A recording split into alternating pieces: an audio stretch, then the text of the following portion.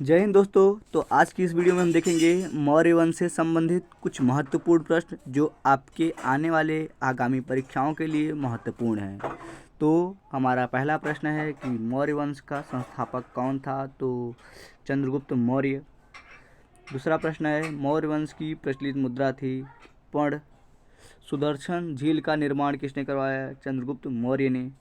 उसी प्रकार हमारा तीसरा प्रश्न है कि चंद्रगुप्त ने जैन धर्म की दीक्षा किससे ली? तो किससे ली थी फ्रेंड्स? तो भद्रबाहु से ली थी।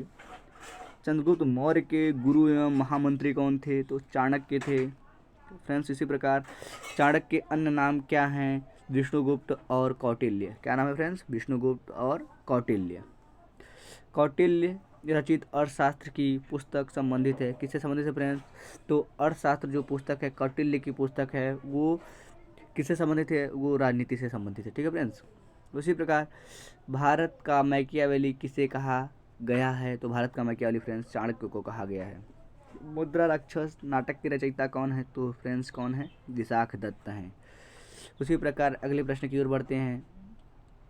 अब देखिए फ्रेंड्स, चंद्रगुप्त मौर्य के दरबार में आने वाला प्रसिद्ध यूनानी तो आपको पता होना चाहिए, मेगास्थनीज था। कौन था फ्रेंड्स? मेगास्थनीज। मेगास्थनीज इसकी रचना क्या थी फ्रेंड्स? उसकी रचना थी इंडिका। क्या रचना थी फ्रेंड्स? इंडिका। ठीक है फ्रेंड्स, ये है। तो उसी प्रकार आगे बढ़ेंगे और हम देखेंगे कि बिंदुसार का अनुयायी था। बिंदुसार आजीवक संप्रदाय का अनुयायी था। ठीक है फ्रेंड्स। उसी क्रम में देखेंगे बिंदुसार का पुत्र या उत्तराधिकारी कौन था? तो ये अशोक था। किस कौन था फ्रेंड्स? अशोक। अशोक मगध की गद्दी पर कब बैठा? 269 ईसा पूर्व में। कब बैठा फ्रेंड्स? 269 ईसा पूर्व में। अगले प्रश्न की ओर बढ़ेंगे फ्रेंड्स और देखेंगे अशोक ने धम्म स्वीकार किया था कब? कलिंग युद्ध के बाद, 261 ईसा पूर्व के बाद। ठीक है फ्रेंड्स। नेक्स्ट प्रश्न है हमारा कि अशोक ने बौद्ध धर्म के प्रचार के लिए श्रीलंका किसे भेजा था? तो किसे भेजा था फ्रेंड्स? पुत्र महेंद्र एवं पुत्री संघमित्रा को भेजा था। ठीक है फ्रेंड्स। तो उसी क्रम में आगे बढ़ेंगे।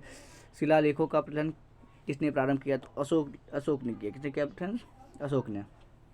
शिलालेखों में प्रयुक्त भाषा थी तो प्राकृत भाषा थी। क्या थी? प्राकृत। फ्रेंड्स इसने लगभग 4 लिपियों का वो ज़्यादा प्रयोग किया। सबसे ज़्यादा इसके अभिलेख जो मिले हैं ब्राह्मी लिपि में मिले हैं, फिर खरोष्टी, फिर आर्मेयिक, फिर यूनानी। लेकिन सबसे ज़्यादा अगर पूछा जाए किस में मिले हैं, किस लिपि में मिले हैं, तो बताएंगे आप ब्राह्मी लिपि में मिले हैं। ठीक है। सातवाहन आंध्र वंश का संस्थापक कौन था? तो सिमुक था फ्रेंड्स। कौन था? सिमुक। ठीक है फ्रेंड्स। इसी वंश में गौतमीपुत्र सातकर्णी आता है। सातवाहन वंश का महानतम शासक कौन था? तो गौतमीपुत्र सातकर्णी था।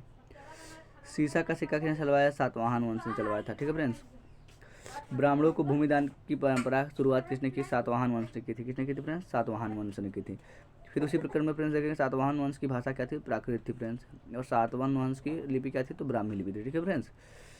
तो फ्रेंड्स हाथी गुम्फा अभिलेख का उत्कीर्ण निर्माण किसने कराया था? तो वो कलिंग नरेश खारवेल ने कराया था।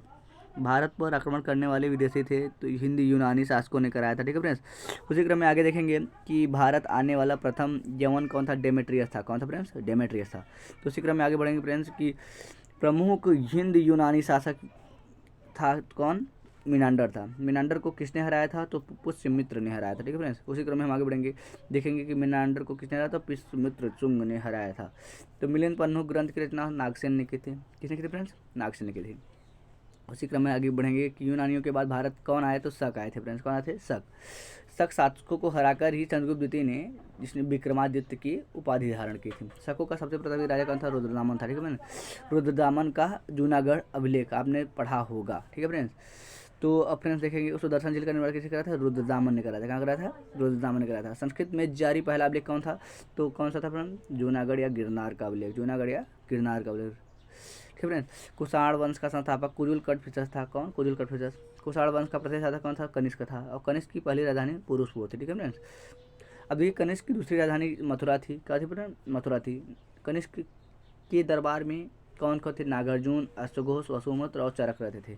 आयुर्वेद के जनक किसे कहा जाता है? चरक को कहा जाता है। ठीक है फ्रेंड्स। उसी क्रम में आगे बढ़ेंगे। आयुर्वेद के जनक चरक को कहा जाता है। भारत का आइंस्टीन किसे कहा जाता है? नागार्जुन को कहा जाता है। अब नेक्स्ट प्रश्न है शून्यवाद के प्रवर्तक नागार्जुन जी हैं। सिल्क मार्ग को किसने प्रारंभ करवाया? कनिष्क ने करवाया। सिख समाज कैसे चला? कनिष्क ने 78 ईस्वी में। ठीक है फ्रेंड्स। तो फ्रेंड्स देखेंगे राष्ट्रीय कैलेंडर आधारित है, शक संवत पर आधारित है। ठीक है फ्रेंड्स, विक्रम संवत की शुरुआत हुई थी 58 ईसा पूर्व में। ठीक है, और नेक्स्ट प्रश्न, बुद्ध की मूर्ति का निर्माण कब हुआ था? कुषाण काल में हुआ था। कहाँ हुआ था फ्रेंड्स? कुषाण काल में हुआ था। और गांधार शैली फली फूली कुषाण काल में। शुद्ध सोने के सिक्के किसने चलाए? कुषाण ने। ठीक है फ्रेंड्स, उसी क्रम में प्राचीनतम सिक्के कहलाते हैं आह सिक्के। कैसे कहलाते हैं? आह सिक्के। ठीक है फ्रेंड्स, कुषाण वंश का अंतिम शासक कौन था? वासुदेव था। कौन था? वासुदेव था। ठीक है फ्रेंड्स, कुषाण में कौन कौन आता है? जैसे सुनिए पहले, कुषाण वंश में सबसे पहले कुजल कटफिशस, भीम कटफिशस, कनिष्क, हुविस्क और अंतिम शासक इस प्रकार आता है वासुदेव। ठीक है फ्रेंड्स, गुप्त वंश का संस्थापक कौन था? श्रीगुप्त था। कौन था? श्रीगुप्त। और फिर उसी क्रम में देखें, गुप्त वंश का वास्तविक संस्थापक चंद्रगुप्त प्रथम। गुप्त संवत चला था चंद्रगुप्त प्रथम ने 319 ईसा पूर्व में। ठीक है, और चंद्रगुप्त प्रथम का उत्तराधिकारी समुद्रगुप्त था। सिक्कों पर भिड़ा जाते हैं समुद्रगुप्त। भारत का नेपोलियन समुद्रगुप्त कहा जाता है। ठीक है फ्रेंड्स, और समुद्रगुप्त का दरबारी कवि कौन था? हरिशेन था। प्रयाग प्रशस्ति से जानकारी मिलती है समुद्रगुप्त के बारे में। ठीक है फ्रेंड्स, समुद्रगुप्त का उत्तराधिकारी चंद्रगुप्त द्वितीय हुआ। चंद्रगुप्त द्वितीय, जिसे विक्रमादित्य भी कहा जाता है। ठीक है फ्रेंड्स, तब तक के लिए जय हिंद। अब मिलेंगे आपसे अगली वीडियो में, और अगला वीडियो हमारा होगा प्रैक्टिस सेट को लेकर उत्तर प्रदेश पुलिस को। तो चलिए मिलते हैं अगली वीडियो में। जय हिंद।